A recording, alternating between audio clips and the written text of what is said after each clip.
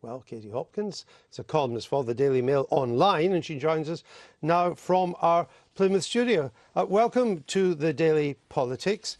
Now, you supported Donald Trump's words on this, but you also said it was totally impractical to do. So how do you square that? I think what I was saying was that I support the ideas behind what he's trying to do. You know, ultimately, Donald Trump is trying to show true leadership. The Americans felt very let down by what Obama said some 2 days after 14 people were gunned down. And I think in that kind of vacuum, what you see is Donald Trump stand up and at least say something that sounded like he wanted to protect his nation, protect America.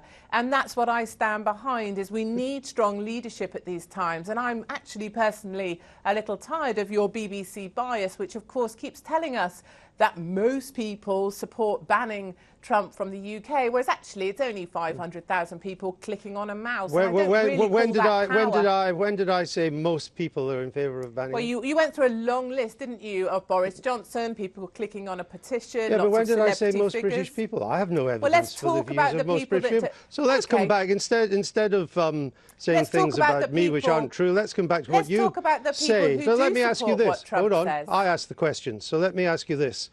You said that what Mr. Trump said is, quote, a lot of hot air. Why is that showing leadership? How is hot air leadership? Because sometimes, in times of real difficulty, in times of fear, what you want from your leadership is to say, we are not going to tolerate this. We are going to protect our country. And that's what Donald Trump has done. And actually, if you look around you outside of the bubble that you guys are in, actually, people are fearful. I work with people in London that ring their families on a daily basis to check they're okay. My family aren't that keen on me going to London right now. My friends won't go there. Paris has taken a 50% cut in its tourism trade. I think what we see is there is fear on the streets. We may not want to acknowledge it, and you may want to talk about that petition, but then why don't we talk about the other petition of 400,000 signatures, which people say, let's stop migration while we think about how we're going to protect our country. And one of the things that really annoys me, of course, is our Muslim community do not stand up and separate themselves enough, for my liking, from the very fearful acts of terrorism that are right here on our shores. But there have been Muslim demonstrations against what's been happening in their name. There have been Muslim leaders who've stood out and talked about it and condemned what they've been doing. You seem to keep on setting a test for them that they have to meet all the time. They're not required to do that, are they? But why is it then, Andrew, when two families in Luton disappear to ISIS, no one knows anything? Not the imam, not the local community, nobody that they hang out with. No one knows nothing. They simply up and vanished. People disappear all the time and they don't know what's going on. Just speak to the police about that. Your teenagers are disappearing all the time. That's just hot air and froth, Andrew. I think what we see and what we are disappointed by as a British public is a lack of pushback from the Muslim community. What we don't see is people within those communities where we do lose people to ISIS. We don't see them standing up and saying, yes, they were my neighbour. Yes, I'm cross they've gone. Yes, it was a terrible thing. I don't know how they got radicalised, but here might be a reason. And I don't think we see enough of that, Andrew. If Mr. Trump got his way and Muslims were banned for a period from entering the United States, how would you enforce it? How would you know who was a Muslim and who wasn't?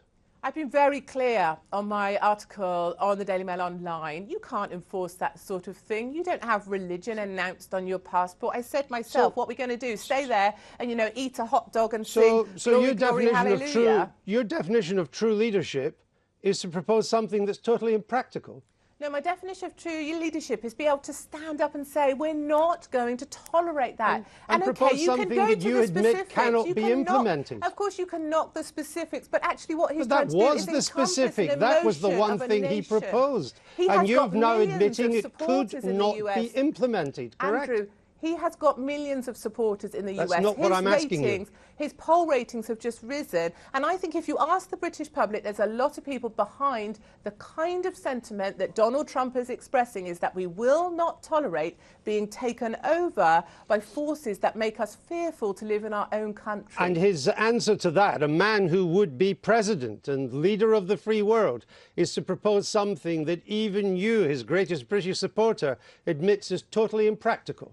I never claimed to be Trump's greatest British supporter. No, what I will do, you are calling me that, Andrew, and I will call you a number of names in return, but I'm better than that. So instead, I'm going to stand up for British people who do have some strength of agreement with Trump's sentiment, who are clicking on an alternative petition, Andrew, which the BBC aren't speaking about, which says they do not want any more immigration into the UK until we can control the fear we feel in our own towns and cities. From what we know of British public opinion on this issue, the latest polls suggest about 2/3 of British people don't agree with Mr. Trump.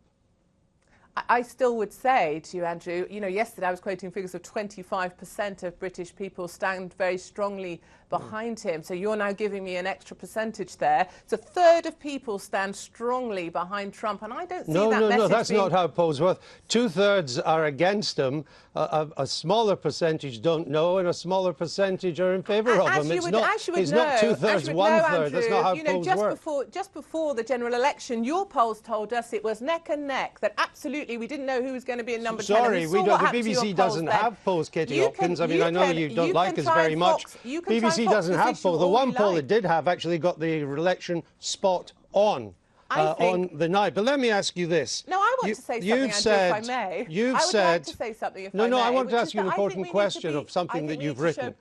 You've said that we've gone too far in regards to the Muslim population and, quote, we've lost control of vast swathes of our country. Where are these vast swathes? There's plenty of places in the UK that other people will tell you. I can tell you, I would not walk through. I would not walk through. I don't think it's legally accurate to actually name certain areas. I think there's been some legal issues around that. No, there's no legal issue. You can name areas. Tell us these vast swathes of our country where we have lost control. If you didn't talk so much, I might be able to, darling. Well, just give me a name.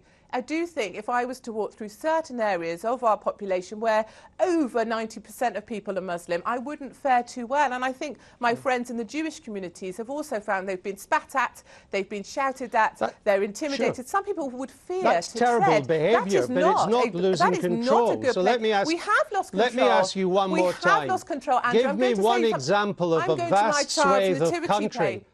Give me one example of a vast swathe of our country where we, the authorities, have lost control. I know those places exist, Andrew. And later on, I'm going to my child's nativity play. And do you know what? I'm proud that my school has one because so many don't. So, these days, all we can have is multi-faith assemblies, and that's not something I'm proud of. So you can't, in other words, you can't tell me, and so you'll talk about your child's nativity play. I welcome the Daily Politics to follow me as I go through some of the areas where I will be spat at, I will be shouted at, I will be told we can't follow you unless you tell us where they are. No, come with me, Andrew. I invite your camera crews to come with me and see who tells me to cover up my hair, cover up my face. I mean, I can see that might be an advantage. I'm welcoming you, Andrew. Join with me. I still think a large percentage of our population stand behind Donald Trump, and I don't think the BBC are giving that enough airtime. OK, Katie Hopkins, thank you very much.